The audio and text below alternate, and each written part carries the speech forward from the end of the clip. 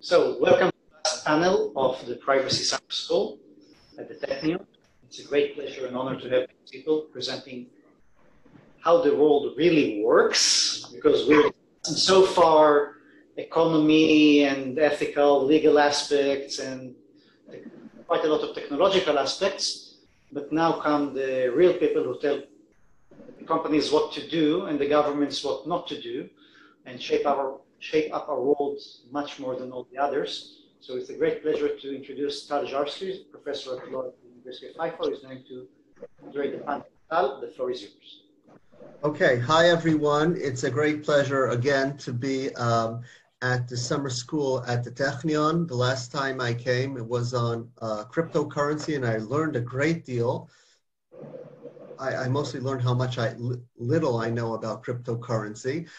Today, I'm going to moderate a very exciting panel about regulators and their role, their challenging role in today's changing times. And with us, we have from Ireland, Alton O'carroll, who is from the DPC, the Data Protection Commission, and the importance of the Irish Data Protection Agency is vast.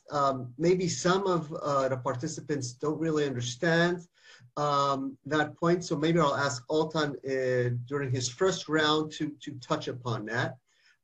We also have with us from Washington, D.C., Jules Polonetsky, who I've known for a very long time, and Jules took various roles in the privacy realm as a regulator at times, and now as CEO of Future of Privacy Forum, a nonprofit who does really exciting work promoting privacy and also taking a role in bringing together regulators and businesses. And finally, we have Yoram, Hacohen, who at this time is the CEO of ISOC-IL, who in fact control the CCTLD for .il in Israel and do a lot of other exciting and important work in Israel. And Yoram has been involved in regulating technology and privacy for a while as a lawyer and technologist. And he was also head of Israel's Data Protection Agency and thus the main privacy regulator in Israel. So without further ado, I want to turn to our panel. And I have a few questions. Let's start out with one. Some of you are privacy regulators, some of you were, and some of you might be. Let's say you have infinite resources, okay, at your disposal. What would be the first and main thing you would do today? And when I mean resources, I don't only mean financial resources, I mean political power, and we'll get to that issue a bit later. So we'll start with Ultan. Go ahead. Hi there. I'm sorry, you can hear my dog.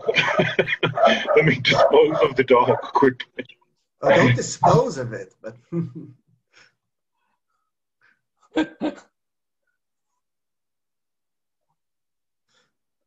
You know, as they say on the internet, nobody knows you're a dog. This is like a real life, isn't it? Hi, my name's Alton O'Carroll. I'm the Deputy Commissioner at the Irish Data Protection Commission. I have responsibility in my unit for technology, and wherever technology occurs in the data protection world, we encounter either with our clients, our customers, or internally with our own internal systems.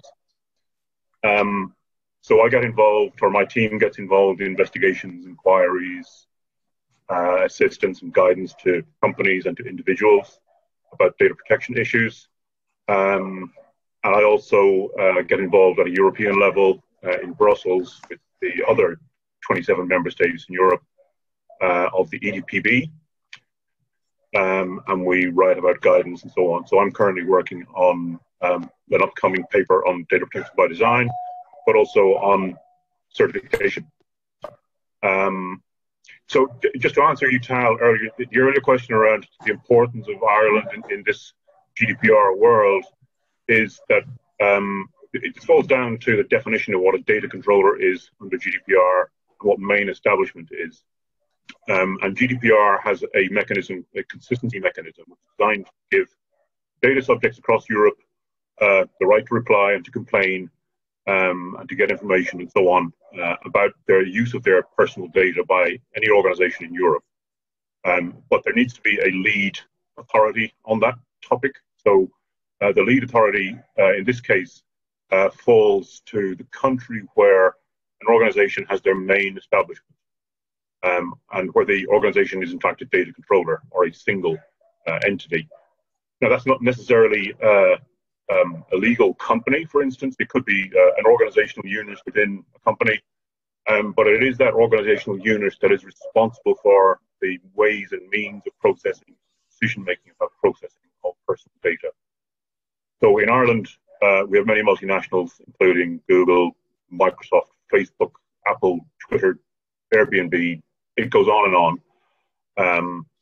And they have declared their main establishment to be in Ireland. That is their decision-making centre within Europe for European data subject rights. So we take a role as point for things to do with data protection in Europe. We act as the interlocutor in legal terms for all those matters. Complaints are handled by us, investigations are handled by us, and we take our draft decisions then to the EDPB for ratification and for agreement, or disagreement, in fact, as we know. So that's our role. It doesn't make us the only authority. It doesn't make us the final decision maker, but we get to do the work and the investigations. Thank you.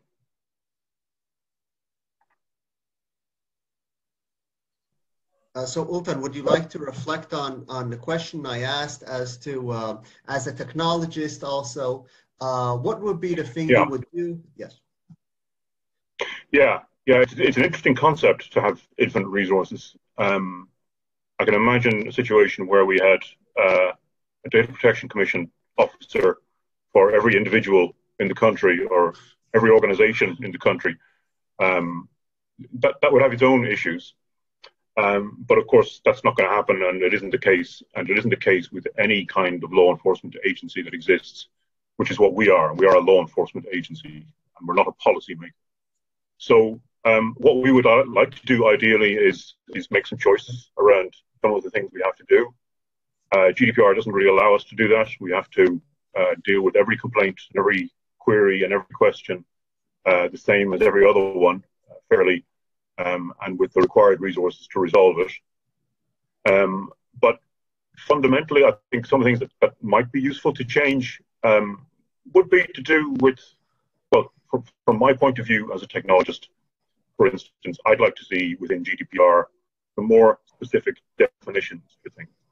Because as a technologist, I like the ones and zeros, of course. I like some clarity. That's not to say organizations don't like legal clarity, but a law has to be written in such a way as to be future-proof and hopefully technology neutral as well. So we find things like necessity, proportionality, transparency, reasonableness. Those kinds of terms exist in GDPR, and the lawmakers have deliberately left those open to some interpretation so that on a case-by-case basis, it's possible to decide how far those matters have to be taken into account and what importance they have to the situation at hand. It still means I don't like them. And beyond that, I think another thing to bear in mind is this concept of e-privacy, which is a law, a lex specialis, a specialist law that derives from GDPR or from the Data Protection Act before. And that's to do with telecommunications services and the security of telecommunications.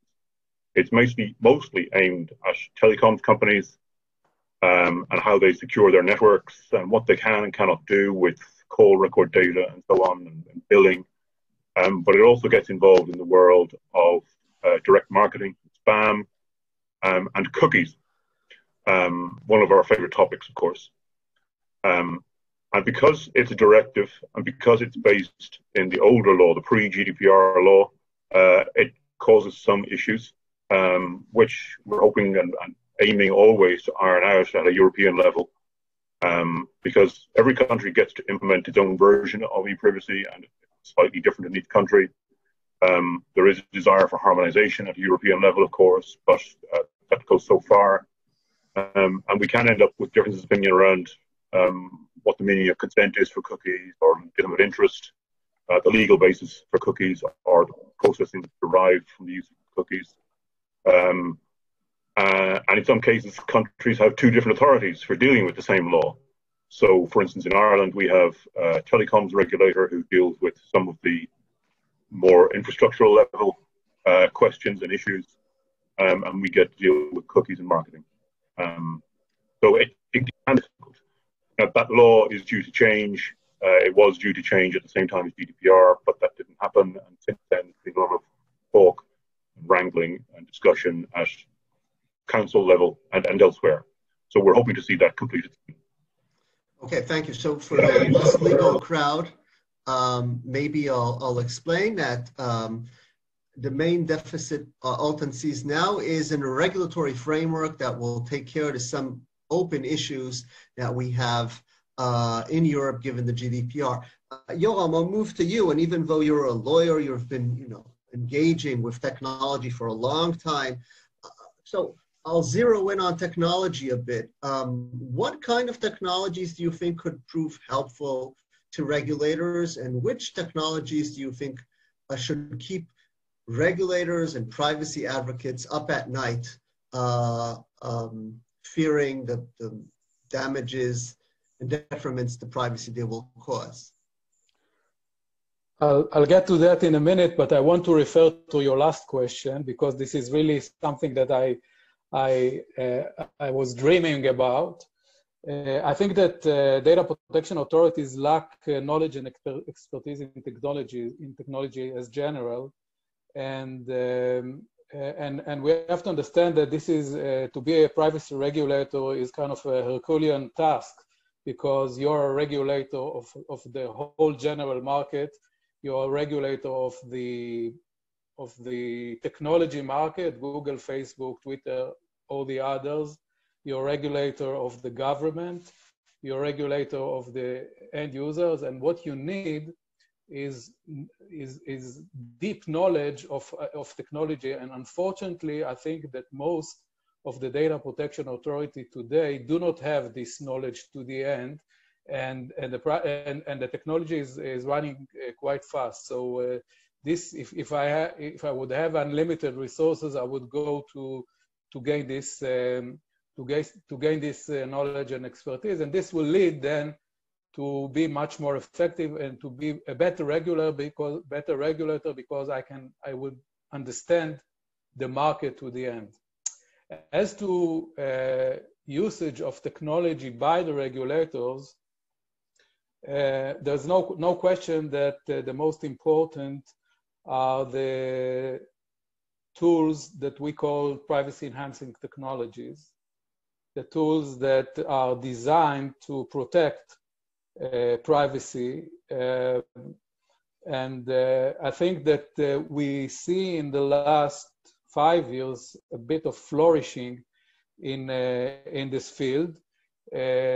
You see more and more technologies that are focused on data minimization, for instance. Here in Israel, we have Duality, the company that was established by Professor Shavi Goldwasser, on the ability to do analysis without infringing privacy. So this is a great example for technology that a regulator should promote and push forward. Encryption, which is kind of another phenomena of data minimization and a protecting tool, is very important. But we also need to have, we need tools that are looking inside the corporation and tracking the usage of the personal information by the organization. So you see today, again, you see raises of technologies for personal data mapping. So you can, by the way, most of the organization do not know to the end what kind of information they're really processing, what kind of personal information they do process. The databases are huge. And those kind of technologies that really support the internal process within the organization are very important. And in general, I would say technologies that are used for compliance tracking. So to really giving frameworks like GDPR, or the Israeli Protection of Privacy law, you need for inside the organization the ability to know whether you're compliant or not. And this cannot be done by people that only. This has to be done with additional technologies. The last technology that I think that is important is what we call privacy nudges. I would say that these are kind of technologies that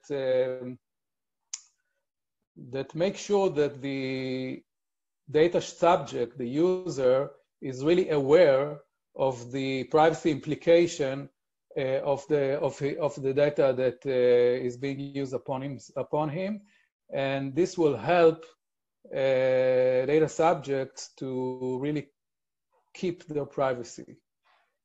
From the regulator point of view, I think that as a regulator, I would like to have maybe an AI-based technology that can look from the outside on the activity of companies or entities and understand what they are doing with the information. So this can direct me as a regulator to focus on the important issues and not on a complaint base, which is a very European GDPR-like, that you have to answer every complaint that you have. But if you want to be active and to really get to the important point, I would say that I would like to look from the outside with the technological means and to be able to look for privacy issues. Yoram, thank you. Excellent points. I know that many companies are also looking at this notion of audit trails, internal audit trails within firms. And you mentioned PETs, privacy enhancing technologies, and the conflicts they entail, that on the one hand, they enable privacy. On the other hand, however, other entities within the government might not be so happy with their use. And I remember the famous title of Michael Frumkin's paper, "Pets Should Be Kept on a Leash," which shows the ambivalence the government has regarding such pets. Jules, you've been involved in promoting these forms of privacy enhancing technologies, different systems that give users indications of the privacy level of the data they're providing or asked for. What do you think is on the horizon in terms of technology enhancing privacy or perhaps undermining privacy, and the role of the regulator in all of this? Thanks, and really delighted to be with you all today. And I'll note that I wear today perhaps two hats, not only FPF, but the Israel Tech Policy Institute, our sort of division in Israel, which we founded very precisely because we thought that Israel is a place, and this was inspired years ago by working, frankly, with Yoram, that Israel was a place that the world should be looking to, not just as tech innovation, but technology policy and technology and rule of law, innovation. And a part of that is because of the rich academic and scientific community and the legal community, but it feels like the full potentiality hasn't yet started converging. And I think it's timely as companies and startups start tackling what is becoming not only an intellectually important challenge, but a big business opportunity, right? The area of privacy technology. And I'll echo, I think, Yoram's point that this is a place where I think regulators have a huge opportunity to help push out good practice. In the past, and I think generally today, regulators, in addition to providing their enforcement and doing some feedback with questions and speaking and making themselves available, the DPC in Ireland has launched a sort of a DPO network that is a tool for helping push out information. But now we've got platforms. Everyone is using a cookie consent tool. Everyone is using privacy impact tools. It can be, I think, incredibly impactful if those platforms, those privacy and technology compliance platforms, which almost every company today who's trying to manage complicated rules in 100 plus countries, needs, were a key constituency. And I don't think that's the case yet. I know that we've been spending some time trying to help make it clear that this isn't just sort of a business sector, right? That is interested in lobbying or arguing or debating. This is the set of tools that can be incredibly useful. So I would look to see, for the vast majority of companies who just want something simple, what do I need to do to have the right terms for controller processor? What should a good privacy impact assessment look like? I'm not ed tech fighting and arguing the nuances of cookie consent. I just want to make sure my site's doing the right thing. Can I easily plug in tools off the shelf? Because today, the complexity of what it takes to actually comply well and fully. I mean, Ultan makes a key point by noting that the DPC sees itself as, the law enforcement agency, not the policymaker, that it's the legislative body. But these are fairly new laws, and we don't have years of policy and nuance. Think of the most central term for compliance, for GDPR. Who's the controller? Who's the processor? We now have, draft guidance open today still from the EDPB that is adding important nuance, for how you interact with social media, for how you draw these lines. I don't manage, data protection, day-to-day compliance, right? I mean, we have to worry about it for our not-for-profit, but, we're not a global, company. And it takes us full-time with a staff of 30 to keep track of what is the latest guidance from each regulator? What is the guidance from the EDPB? What's happening with the Brazilian law? What are the nuances of difference? We've created this incredible complexity, and we don't yet have the clarity. And indeed, it's been tossed to the DPAs to really play a vast policy-making role.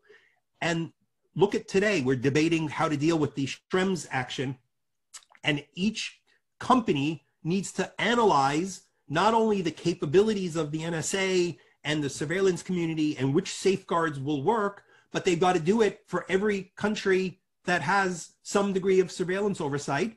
And then we expect the DPAs to then come in and perhaps analyze whether or not, and we don't even have safeguards in place, right? Because we don't know what the consensus sort of is. So we've created this incredible technical legal complexity. So I'm hoping that there's a legal and tech innovation path forward.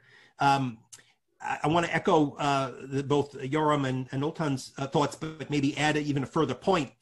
If I had the unlimited resources as a regulator, not only do I want more technologists, but I think the hubris that exists in every sector where we think we can fully understand this big picture. If I'm a lawyer, if I'm an academic, if I'm at a company, if I'm at a regulator, this is a vast, complicated, I need philosophers, I need ethicists.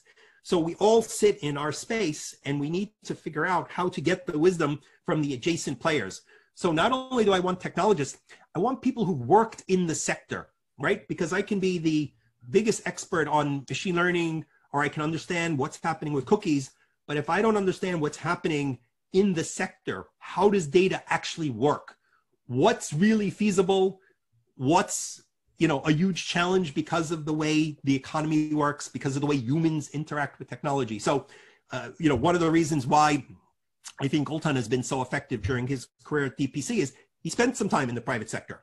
And when companies sort of come in to the DPC and say, well, that's impossible, so, well, actually, there are companies who actually dealt with it in this proper way that you're not. Or, yes, but that's because you didn't do the due diligence. It can be easy to, make this a technology debate, but if you don't understand the role that technology plays in the economy, in society, in human interaction, you can mandate all kinds of very, significant technical bars, but miss the fact that it may not actually be feasible for SMEs. So I want the technologists, but I'd like to see people from different sectors spending time in and out. Now, we do this in the US, and it's sometimes wonderful and it's sometimes terrible. It's terrible because you have a revolving door sometimes, right, where people come in from a sector and they're really still carrying the agenda, of their particular sector, right? And that's obviously a big ethical challenge. But we have so many examples of people who really understand that when you're serving the United States of America, when you're serving, the data protection authority of your country, you're putting on, a certain uniform. And we've had regulators who have been so effective. I don't agree with everything our former FCC chair did, but this guy not only worked in the sector, but was the chair of 2 major different trade groups. And then he came in as the regulator of those groups. And boy, did he break a lot of teacups, because he understood, from 30 years of policy and legal and technology, where the fault lines were and who the winners were, and really sort of pushed a very aggressive agenda. So I'll stop with that, because I always like to try to disagree with somebody on a panel, right? Otherwise, it's like everybody's just singing from the same choir. And I think what we've heard so far is really really spot on. So I'll leave you with that. Okay, thank you, everyone. We're going to move to the next round, and here we're changing the order a bit. And if we want, we could also respond to what the previous speaker said. But I want to take something that Jules started to talk about. The joint work in within regulatory bodies of technologists and lawyers, and the idea that everyone could work so nicely together, but we know there are problems there, okay? And we have people on the panel from all sides. So let's bluntly try and talk about what lawyers, regulators think the tech guys don't get, and what the technologist thinks that the lawyers don't understand, and what we can do about bridging that. What we could do in terms of teaching technologists the basics of ethics and law, and what are maybe the most salient points they should comprehend. And the other way around, what specifics of technology should the regulators understand? Because in many instances, what they think is the reality is like 2 or 3 generations behind us. So we're starting with Yoram. Yoram, go ahead. Well, I'll start with really agreeing with what Jules was saying about the point that regulators should have background in the private sector. I as a regulator, came from the electronic signature arena, not from privacy, to become a regulator, and I was a regulator of digital signature as well, and it is really, I know that it helped, and in that sense, I really like the American model, that in every administration, people are going, the administration is changing, and people are coming from the private sector. You have to find the solutions for the interests, but I think that it is really, really very important. Now, the problem with privacy regulator in general, and I think that it is a bit changing, but it has not changed yet enough, is that regulators are mostly lawyers, and sometimes there are economists. The privacy regulator, like in the FTC, because of the specific model in the US of the combination of antitrust and privacy and consumer protection, some of them are not just lawyers but also economists, but no, they are not technologists. When I established Elita in Israel in 2006, 1996, I insisted that everyone that comes to ILITA will have a technological background. And I think that this is very important.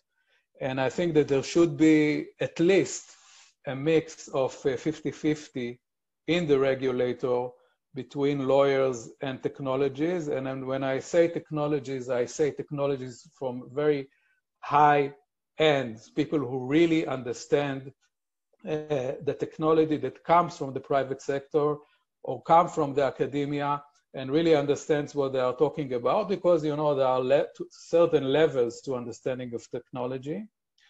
And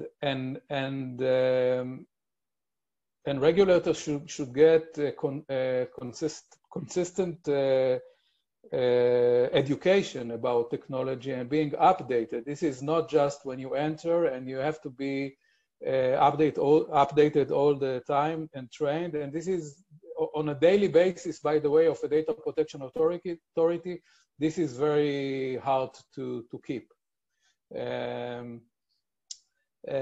So this is from the point of view of the data protection authorities. As to the other way around, what should technologies should be involved? I think that first of all, we have to remember that some of the leading privacy thinkers of today are technologies. They are not just people who come from the legal arena. If we have all in the panel, but we have Eli Biam, we have Adi Shamir, we have Shafi Goldwasser. These are the people that we know. We know others also in technology companies, in Apple, in Facebook, in Google, and we know them in the academia. So I think that this is not a law-only issue. Privacy is not a legal-only issue. And I think that there is a lot, and by the way, this summer school is the best example of why this is not an issue of lawyers. This is an issue, I would say, of technologists. But I think that the engineering education lacks substantial ethical background. So I would put into the engineering syllabus. And I don't know, I think that as far as I know in the Technion, this is not something that is incorporated into the teaching to be an engineer. And I think that if technology is now I would say the most effective discipline on human rights, so I think that engineers should be taught or educated to what I call human rights by design. So this has to be taken into your consideration as an engineer. And generally, when you're an engineer, you are looking at the efficiency of the algorithm. You do not look at the question of what are the human rights implication of what you do. Just to protect the Technion, before we move to Jules, I'll say that I at least gave one, if not more, lectures at the Technion on this issue that Professor Avigal invited me, and I know they're also incorporating classes on ethics into some of the curriculum in some of the schools. Other schools in the US, I know, are moving this direction, and there are several good textbooks on this issue. So what Yoram is saying is coming into fruition. Jules, you work closely with technologists and lawyers. What can you say about the differences between them, how they would be bridged, and what we could do about it? So, you know, I spent part of last summer in Germany, and in touring one of the museums, there was a remarkable exhibit of how lawyers and judges dealt with all of the, you know, racist and anti-Semitic bans before World War II.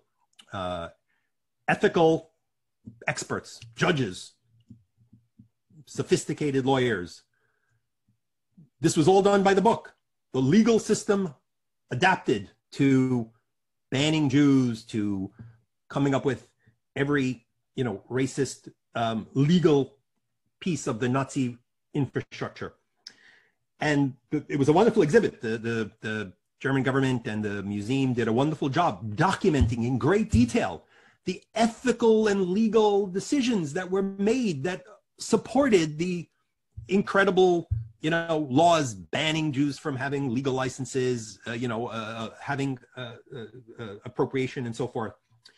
And I feel that so many of the conversations that we have about sort of, if we could only teach the engineers ethics, then they would stop everything that's going on today. They would no longer work at data brokers. They would no longer build social media tools. They would no longer touch a cookie.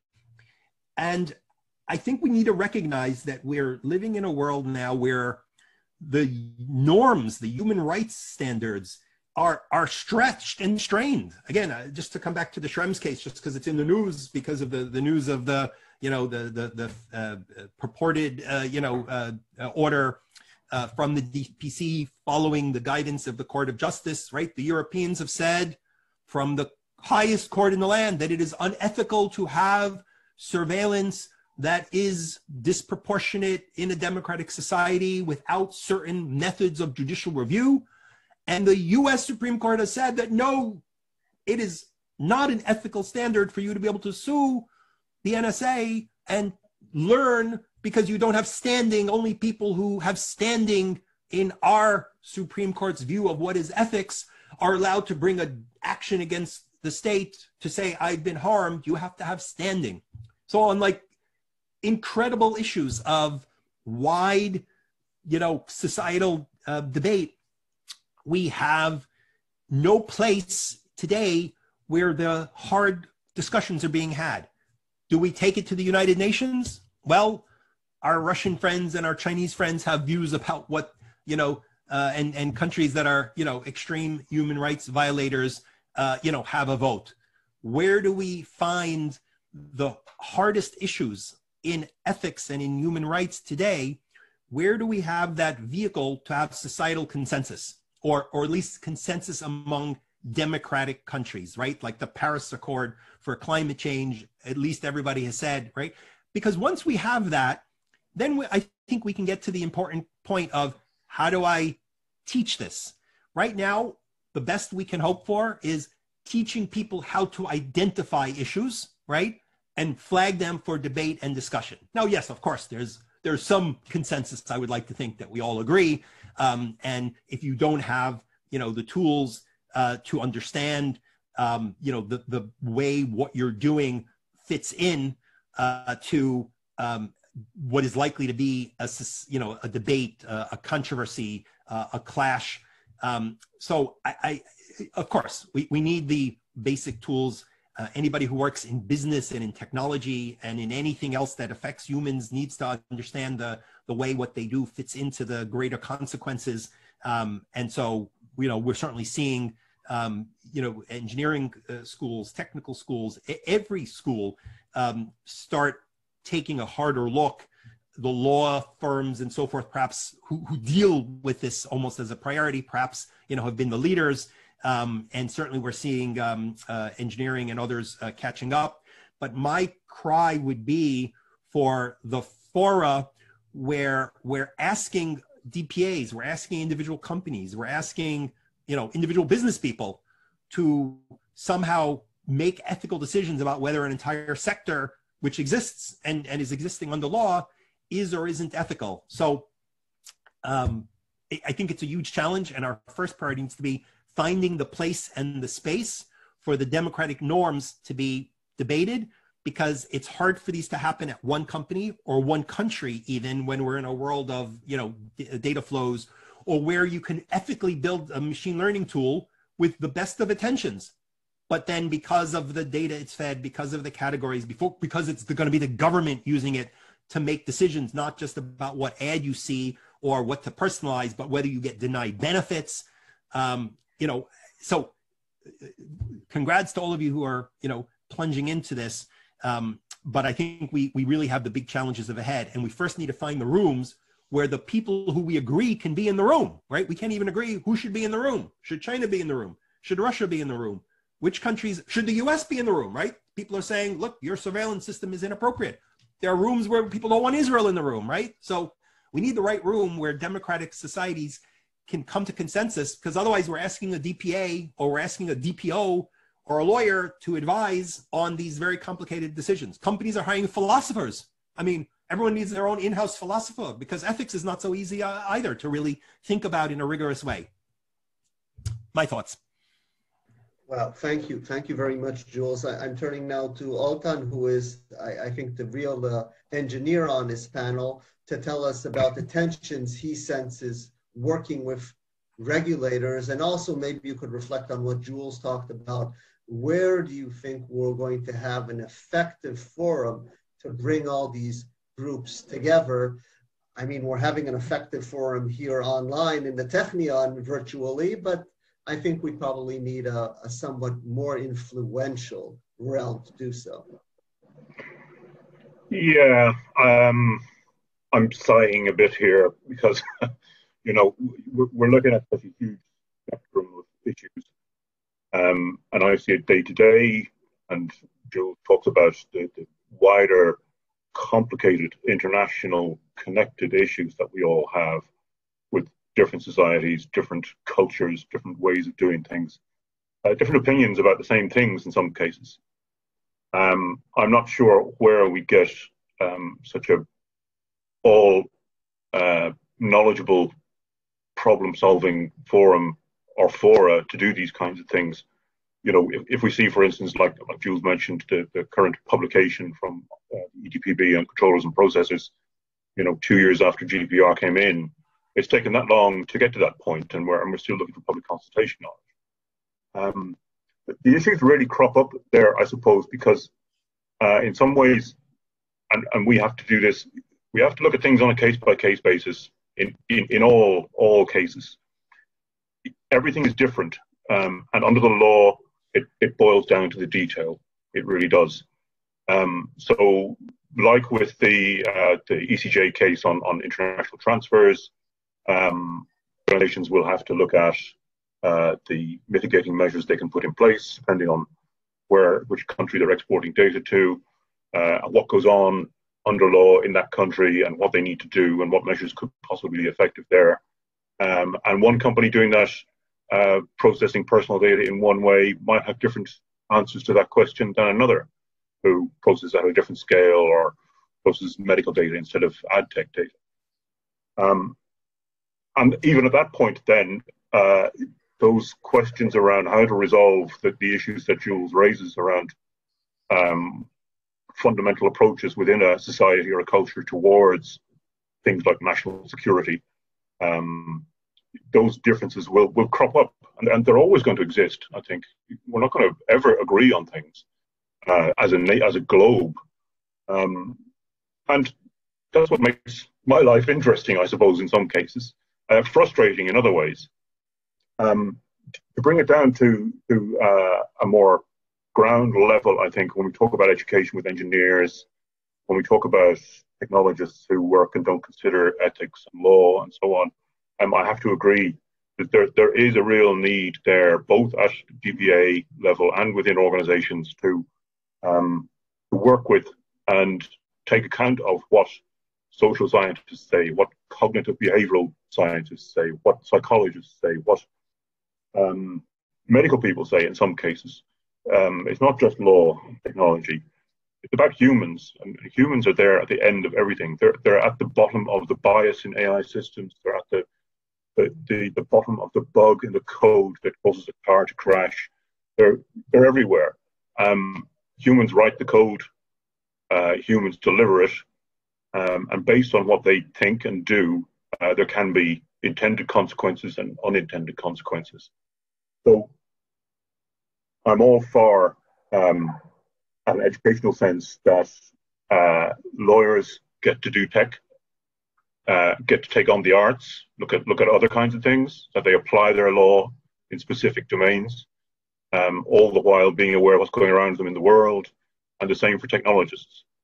And I've done some work with GPC, with some of the universities in Dublin on this kind of topic, and we've done some work with Boston College in the US, the same way.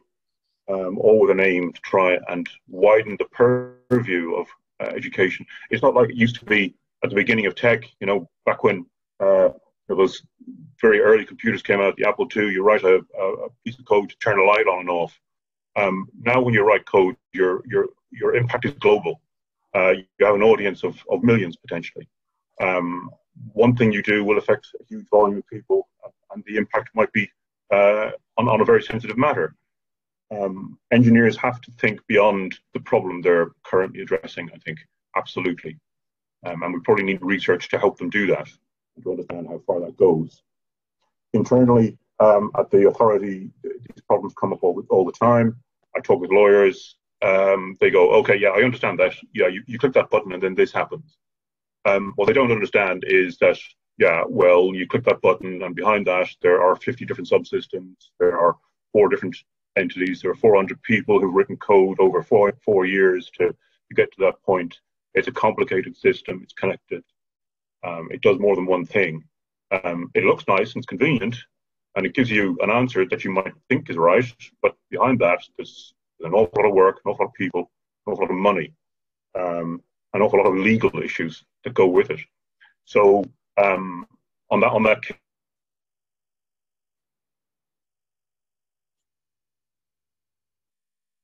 case-by-case basis,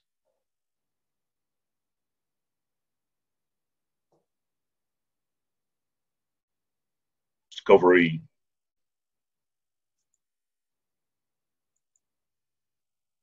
how it's impacted in other systems.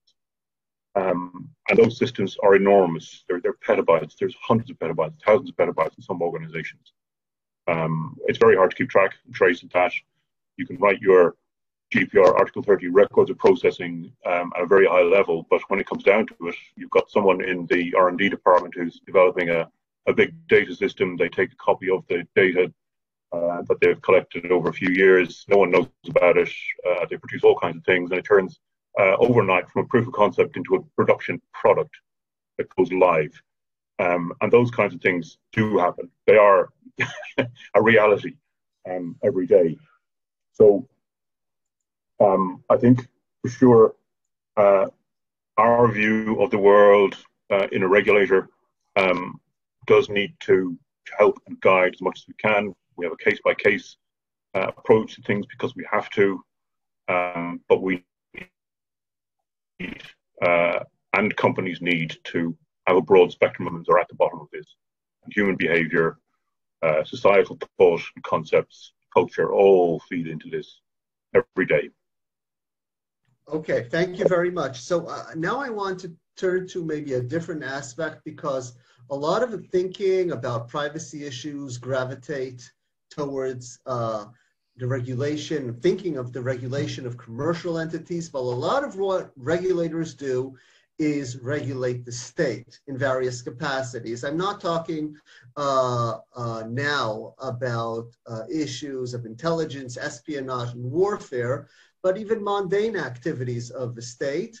And if you want, we could think about a very current issue, which is the contact tracing, which I don't know if you want to reflect on. It's a big issue in many countries today, although it isn't proving very effective. So as regulators in the past or currently, your thoughts about regulating the state, how different is that? And I'll also bring one point of view that sometimes when you regulate the state, what the state is doing today, a private company is doing tomorrow, and also vice versa. Sometimes when you're regulating a private party, that ability will migrate to the state. Maybe it migrates to a different state. So today, now we're changing our order, and we'll start with Jules, who of course also could reflect on things he heard in the previous panel. You know, I think the huge amount of regulator time ends up being focused, you know, properly so, on the big platforms. They take up a lot of attention. They take up a lot of all of our data, and they obviously are part of, especially in the time of COVID, they are intermediating our relationship with society, with each other, with government, and so forth. But in my view, equally as big and equally as impactful and more impactful in many cases is the role of the state. At the end of the day, the state makes decisions that affect our lives in a way that is, profoundly consequential. Giving out grades, denying services, fining, imprisoning, tracking vehicles to, every city is looking in a very sophisticated way at the fact that traffic has changed. Sometimes it's a good thing, but how many vehicles, how many scooters? You can't survive in Tel Aviv without dodging some, crazy guy on a scooter, going like mad. It used to be traffic I had to worry about. Now it's like people on scooters. This is the case in cities throughout the world. The state, the government has a deep equity in making sure these things are regulated, that they're being distributed in every neighborhood, not just in the wealthy, most profitable areas. They're giving licenses. They need to be worrying about accidents. So the state wants to track us, right? And it should be making smart decisions about where is COVID spreading. We need mobility data. So the state increasingly has access to the tech tools, not just of, government surveillance agencies, but the state has tools because it can buy them, it can build them, it can hire them. And we want it doing presumably socially beneficial things. We want it regulating in the proper way, but it means it's going to have location data. It's going to know everywhere I took a ride share. It's going to know where I took a scooter. We want it combating welfare fraud and understanding, our benefits being paid out in the wrong way and is the government being defrauded? But it also means that it'll be making, decisions based on automated data. So I wish we saw more focus.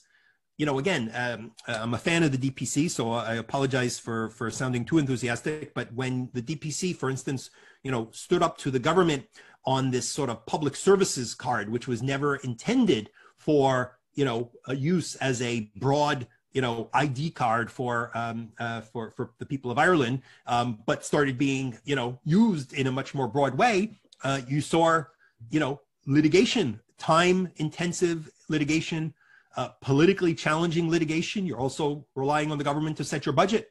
And then so few DPAs have really taken that sort of stand. Some have, but I wish we actually paid more attention to the fact that in Europe, the GDPR does indeed give regulators a prime role in regulating government agencies. And in the US, this is one place, although we've been slow in the private sector, right? We've got some degree of regulation reining in what and where government can do, and the Privacy Act and so forth, which needs to be updated. So look, I see the government needing data. We are trying to do a census now in the US, and the political leadership wants to stop it because they think, they don't like the way it might come out. It might count too many people that aren't going to be voters, perhaps of the current leadership. So we have, heated debate over counting people and having an accurate census about technologies that cities are using to regulate and to count and to track. And I think we want the government learning who's been impacted by COVID, which cities, which constituencies, what racial disparities. But we only can do so if we have clear, strong legal oversight and regulators who are, this is the whole point, I think, of having an independent regulator. I'm not sure that in every country, the regulator being fully independent and divorced from the sectors, should the FTC, be a regulator, or should you have a separate independent data protection only commission as opposed to having competition and consumer protection? I think there's value, frankly, in having a regulator like the FTC in the US, where you have privacy, but you have all of the abuses that someone might do with the data, not just the privacy abuse, but the consumer protection issues and the competition issues, which are in so many ways so closely connected. But the best argument for having a regulator that really is independent from the government is that it does indeed need to be the oversight of the government's, awesome power. And I think, as someone who's optimistic, right, I want the government using data wisely to serve the citizens, but I can only trust that. Quick note on the COVID issues: much more quickly to give very careful guidance, recognizing that it's not a giant privacy abuse when certain kinds of contact tracing is happening, if it's happening in a way that's authorized and proportionate and necessary and has the right controls. In a lot of other countries, including the US, we say, well, is this a privacy abuse? I don't know. We're sharing data. We didn't have the same framework that I think GDPR gave in having immediate tools. Wait a second. Is there an emergency? Is it for public health? Is it proportionate? You had the text on the ground, still a lot of debate over the proper assessment, but you had the roadmap. And in the US, we're still trying to figure out how to regulate. Do we need COVID specific laws? Do we need COVID and health laws? In the end of the day, you know who set the rules?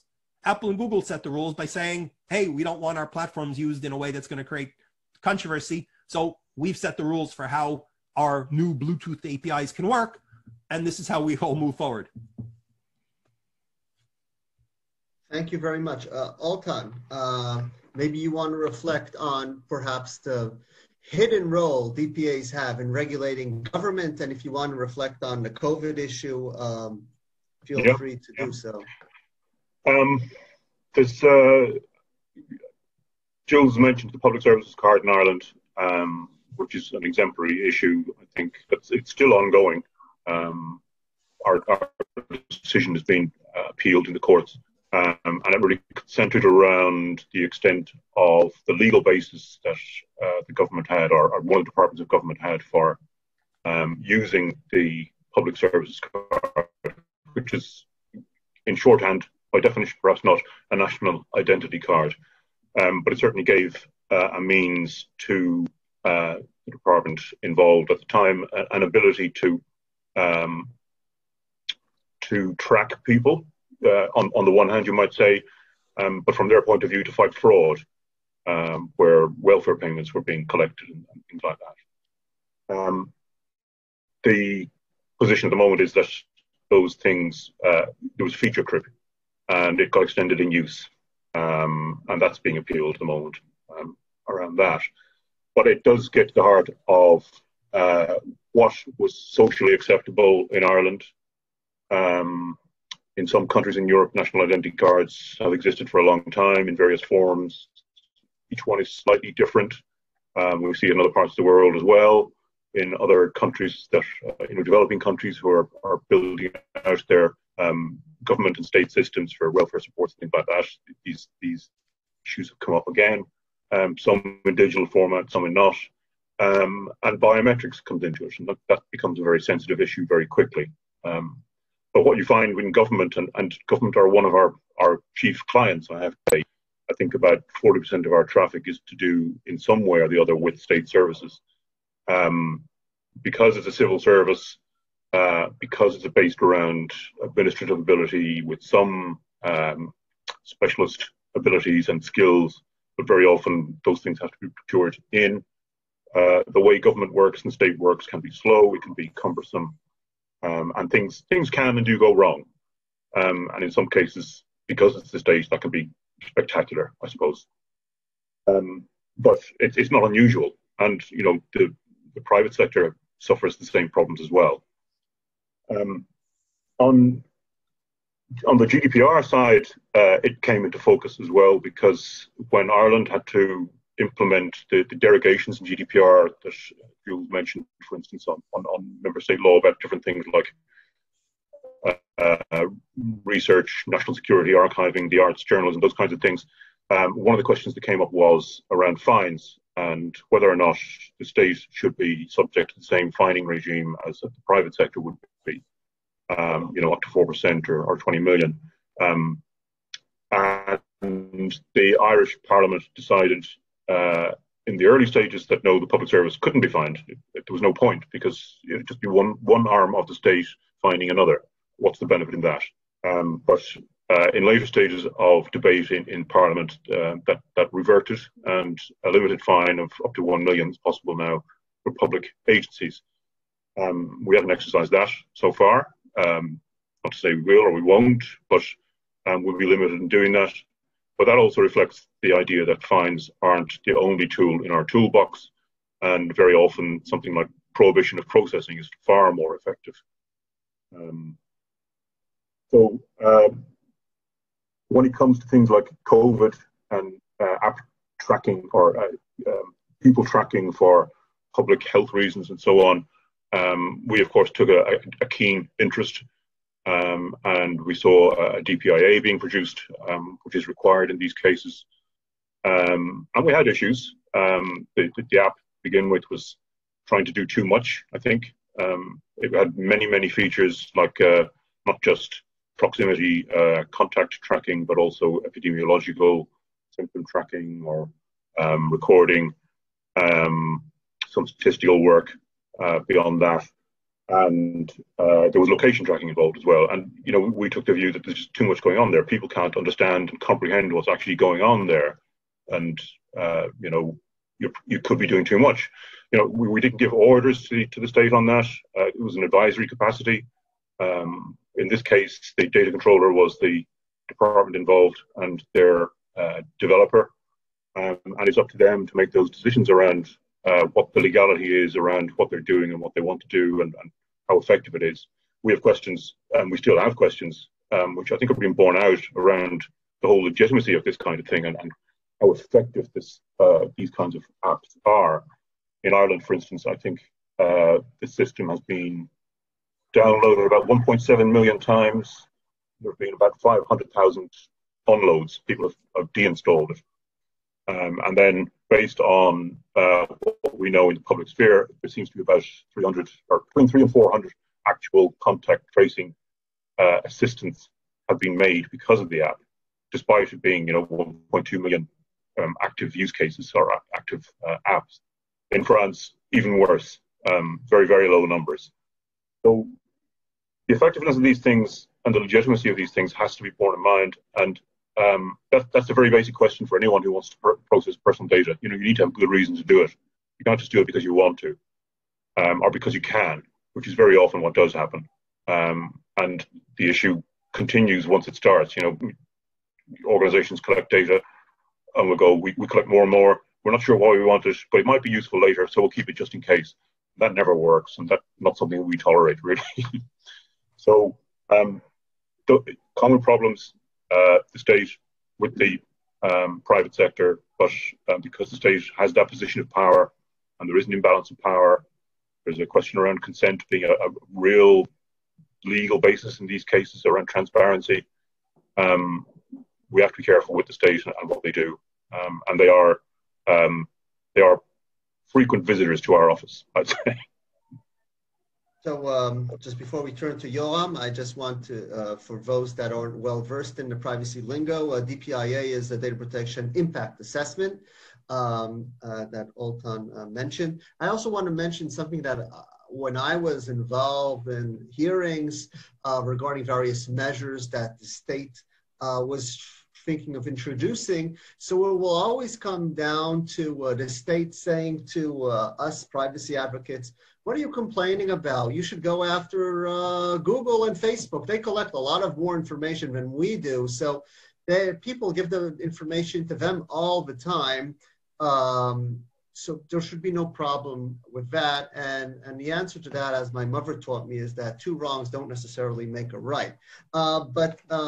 Before I also turn to Yoram for reflections, I want to ask everyone in the audience, if they have questions, feel free to write them in to the Q&A app here on Zoom, and the various panelists will try to respond. So Yoram, we're turning to you. I know you have lots of experience on government end, on commercial end, and if you want to say something about the COVID issue and issue in Israel, feel free. Yeah, I have to admit that the question of the relations between privacy regulator and the state is very interesting. First of all, from the historic point of view, data protection regulations comes from the usage of the state in the personal information, because I think that the notion is that the European framework came from the use that the Nazis has done with the information that was collected not in digital databases, but in physical databases in World War II. So originally, this framework is against the state, and the term 1948 is from George Orwell, is talking about the state, the power of the state and controlling the and infringing privacy of the citizens. But I had a very interesting discussion, and I was, when I was privacy regulator, I thought about it a lot. And I had a talk with the former ICO commissioner in the UK on that matter, because we were, as you said, Tal, very much focused on the Google and Facebook issue and the power of the commercial companies and the vast amount of data that they collect. And I've asked him, what do you think about this matter? Whom should we focus about? What is the most important? The most important? And he said to me, and I can't forget it, he said, you have to remember that currently, the state is the only one that has the physical power. So if we are talking about data usage, it has, and by the way, it may be that the economical and societal implication looks more important to people now because we are living still maybe living in a time that there are not in the democratic, what we consider as democratic societies, there is a kind of rule of law, but if this information is now used by the one who has the physical power, then we are in a very bad situation. This leads me, as you asked, about the contact tracing by the Israeli government using tools that were developed for terror fighting, to the really high-end aspects of terror fighting. And in a decision of the government, by which I'm quite sure that I don't know if they understood it to the end, decided to use this tool for contact tracing among all the Israeli population. This is very sad and this is very frightening because the outcome, and by the way, I think that we start to see some leaks of this concept to other regulators. I've just been informed that one of the regulators in Israel now wants to force hunters in Israel to install an app in the phone in order to get a license to be a hunter. Okay, so it quite fast goes from let's say the legitimate COVID-19 contact tracing to something which is really, really far from, and in that sense, the role of the privacy regulator is very important. And I am not sure that any, by the way, privacy regulator has the power to stand in front of all those government agencies with their ideas of usage of personal information for what they think as a proper use of the usage of the information. Okay, thank you very much, Yoram. And I think all our discussion up to now leads to a crucial question that we should talk now about. And it goes to this notion of lobbying and political pressures in privacy regulation, which is, again, people from the outside probably don't see, but there's so many realms of this happening when you're regulating the government. So obviously there's tension of defunding the regulator or other regulatory tensions. If it's the regulation of an entity within your state, there are tensions from lobbyists that could put pressure on the political aspects or other aspects. And if you're regulating an entity that's outside your country, so then diplomatic forces come into play. I was wondering if the people on the panel want to try educate us on how do you see these political pressures, or how, we academics like call it the political economy, playing into privacy and data protection regulation. I'll just tell you how little people could understand. I thought I knew something about privacy and data protection, and I would have never believed that the GDPR would have passed. And Ultan talked about the fact that you require consensus and veto, and I couldn't see how the entirety of Europe, with all of the political pressures from various directions, will lead to this overall document. Indeed, it happened. So I think in the privacy context, we're seeing interesting coalitions, interesting lobbying pressures, and sometimes pressures that backfire. A lot of you have some inside stories, maybe you're here to share with us. Jules, would you go first, perhaps?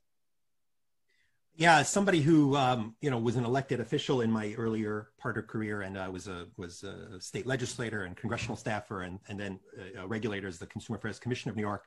I've been on a lot of the sides here, so let me share a couple of thoughts. First of all, when there is an issue that is on the clear side of public opinion, nothing stands against it. And I'll give you an example. California is the home of all big tech giants and a huge swath of an internet economy, and the most active legislative body on privacy, right? Not only do we have the CCPA, but now we'll have the CPRA, and California has passed multiple other laws, and the Attorney General of California has a 1,000-person, bureau that doesn't do just privacy, obviously, but is fierce in its efforts against business. When there's a clear public issue, very hard for any influence, any political favor, any, be nice to me. When an issue doesn't have big, broad public view, that's when we need to worry about the influence, because that's when, well, you don't have a strong view. I was the state legislator. I was 27 when I was elected. Thousands of issues came before the New York State Legislature. Thousands. Did I have a view on the laws for farm auction equipment in upstate New York? I didn't know anything about this. I knew nothing about it. Different groups would come see me. Farm groups, groups that didn't like this, groups that didn't like that. Some of them I knew better. Maybe one guy I knew from the hallway. Maybe another one had a grandmother living in my district who said, you should listen to my son. I'm a voter. He knows about farms. So I listened to him, right? And so, my views were, I guess, lobbied by a range of, inputs into me. So, number one.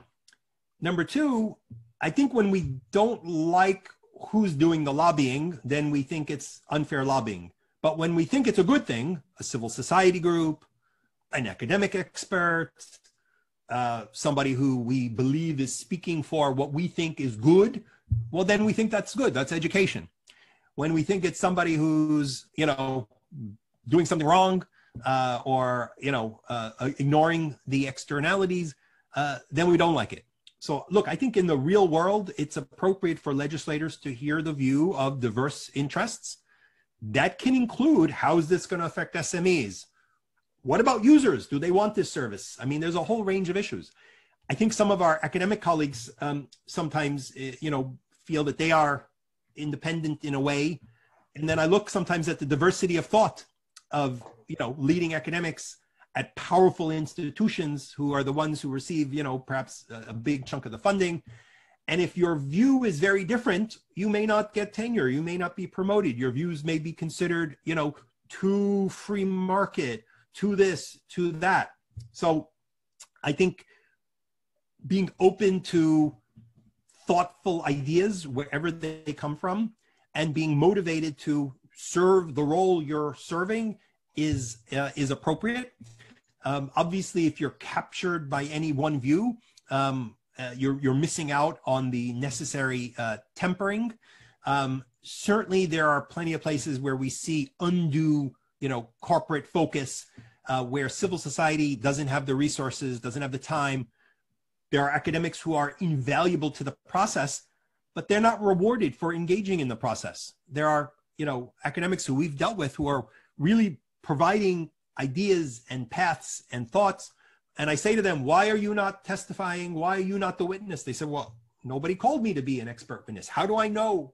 How does the Knesset know? How does Congress know that I even exist, right? So I think engaging the academic community and giving them an on-ramp, we do as an organization that tries to bridge chief privacy officers, academic, civil society, and regulators, is to help stir up that pot. So if there are people doing creative and interesting work, can we get them in front of the regulators in a way that is efficient and saves time? So this is my reaction. I'll give one more thought. When I was the Consumer Affairs Commissioner, I would wake up every Sunday. Sunday is a slow news day in New York. Usually, it's not the business day. So I knew the news media needed stuff to write about. I'd worked for Senator Schumer, so this was his specialty. And I would hold a press conference in front of some business announcing how terrible they were, that we issued fines, that we had 800 complaints. And sure enough, the media would call this poor guy at home, wake him up. The Consumer Affairs Commissioner is standing in front of your store announcing this and that. You had 800 complaints. 800 complaints? We did 1 million sales. Only 800 complaints is less than 1%. It's very good. But it didn't matter. The story was negative, and I was on the side of the consumer. Now, many years later, when I was the chief privacy officer at DoubleClick, and we settled some allegations with the FTC, who clearly looked at what we did and said, you know what? You didn't even do it. Here's a letter. Right? And I went to the attorneys general, who in the US are elected political representatives, right? And are the FTC, okay, they like to get a headline, but they don't get elected. They're career people. The attorneys general have to get elected, and they need to be in the news. And I said, listen, the FTC looked at this and determined that we never actually even did what we were accused of, and that if we had done it, we had the right policies and processes in place, and so on and so forth. So you're going to go away too, right? They said, what do you mean? No, we don't go away. We're the attorneys general of the 17 states. We make our own decision.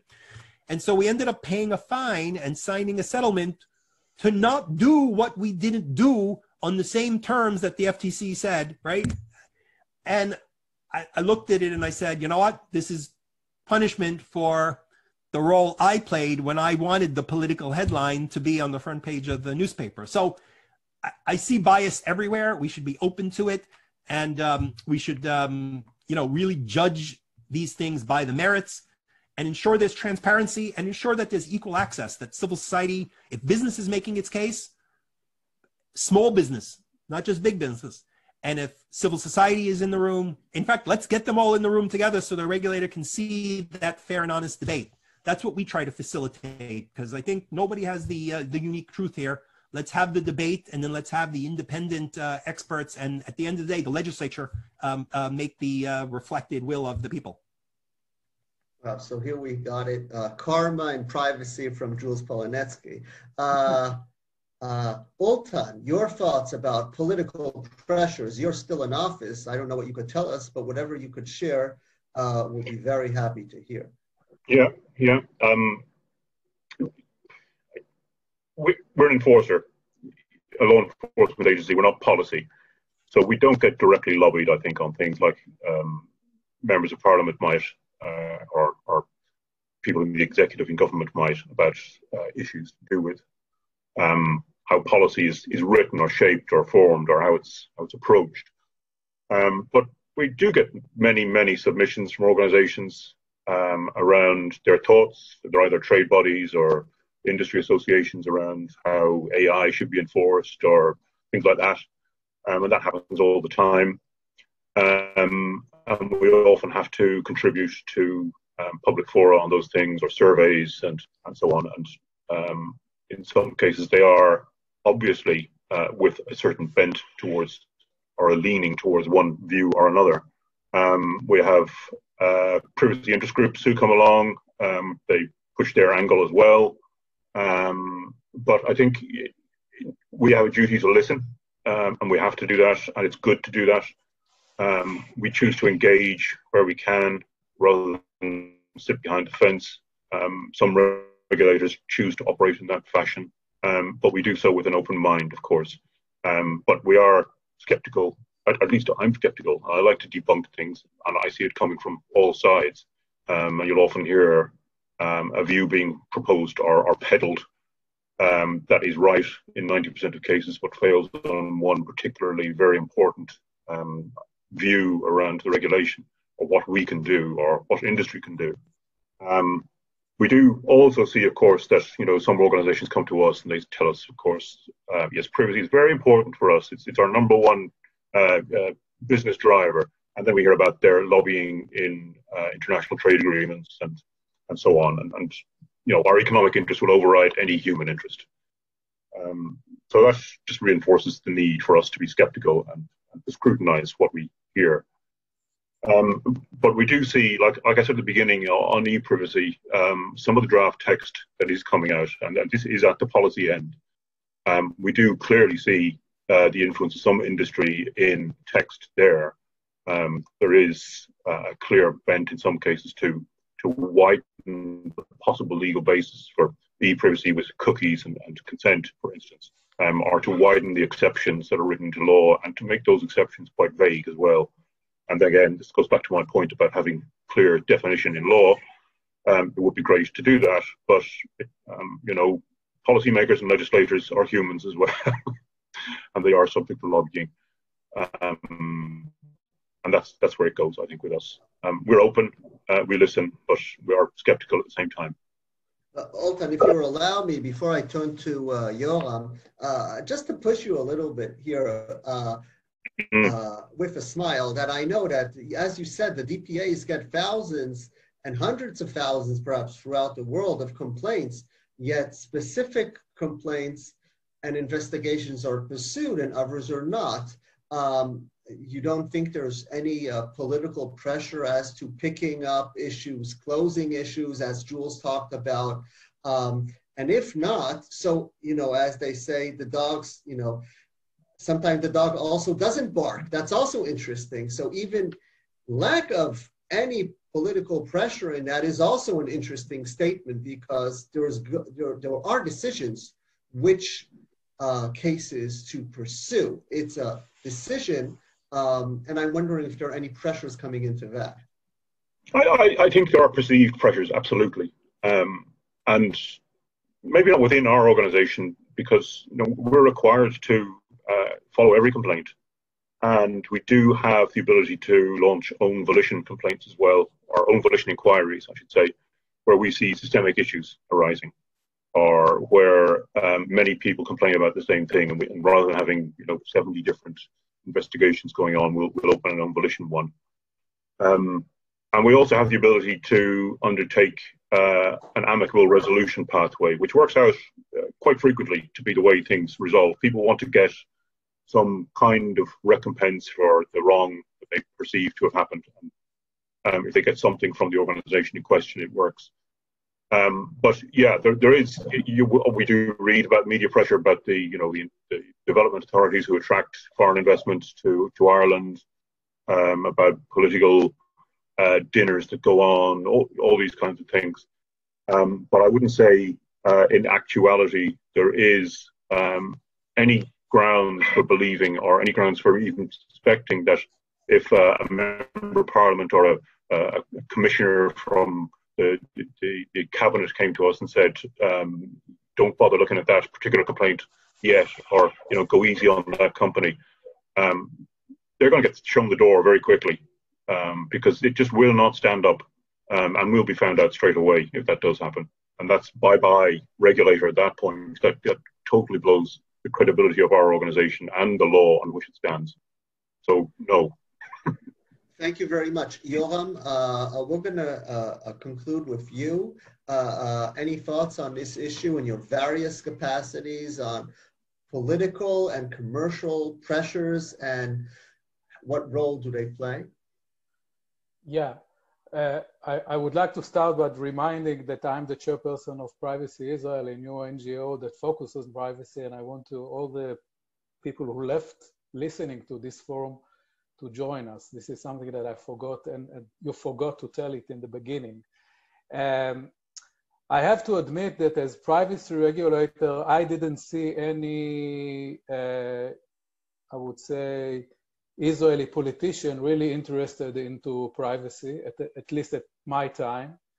But most of the power and the discussion were inter-government and between us as a regulator and the private sector. And I didn't see any influence and any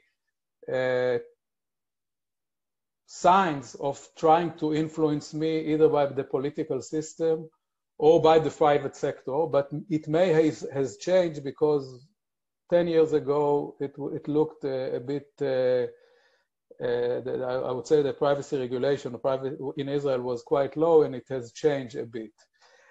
I want to talk about something totally different, which is what I call the role of the individual in privacy regulation, in the sense that if you look at the last 10 years, I would say that 3 names are important, and they are not politicians and they are not regulators. One of them is Edward Snowden, second is Max Schrems, and the third one is Alistair McTaggart, who led to CCPA. So you see that sometimes people who take their own moves and own decisions. So I would say that Snowden really gambled for his life on privacy matters. Max Schrems took it to the end as a law student. And Alistair McTaggart, who is not in the privacy business at all, he's not a lawyer, he's a real estate, they made the major change of the last decade. Because if there was not Edward Snowden, I believe that GDPR would not have passed. I think that the GDPR is an outcome of the revelation of Edward Snowden, and Max Schrems is an outcome of Edward Snowden, and CCPA is an outcome of GDPR. But you need individuals to push it forward, and they were not politicians. This is something that they later on used the political system very smartly to push it forward, but I focus on those 3 figures and not on the politicians in that sense. Well, so Yoram allows us to conclude this panel and thank everyone with an incredible message for, the Jewish New Year upcoming in the end of next week. And, we could be pessimistic about the things that are going around, but Yoram is providing us with this message that we should try and make a difference, noting 3 individuals that were able in their own actions to make a real difference in the world and affect, I would say, billions of individuals all around. So from talking about regulators, we got to talking about individuals, and even are able to end with an optimistic message for everyone. So I'm going to wrap it up here and turn it back to the facilitators of this day. Again, thanking everyone that stayed thus far. Stay safe, everyone, and good evening. Thank you very much. Thank you, Tal, and thank you all panelists for this great final event, final session of the summer school.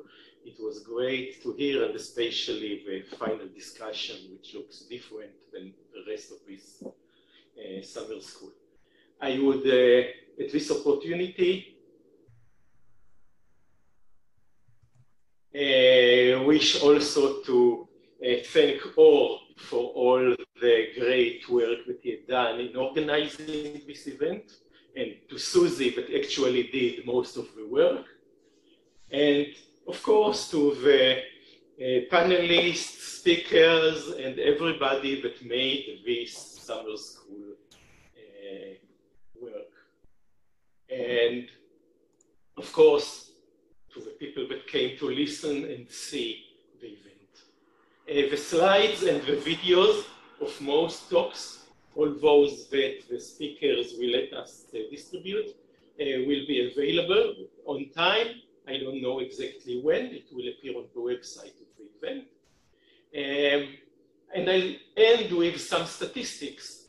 We had in total, all over the days, over 400 distinct participants, on average about 200 each day.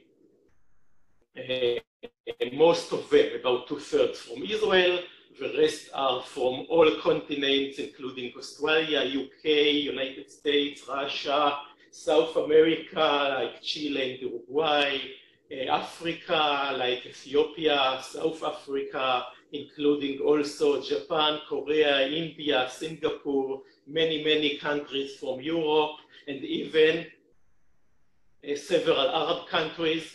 One of them I'd mentioned, which is our new dear friend, the United Arab Emirates, or Salam Alaikum here, and we will all hopefully see you in our next events. Thank you very much.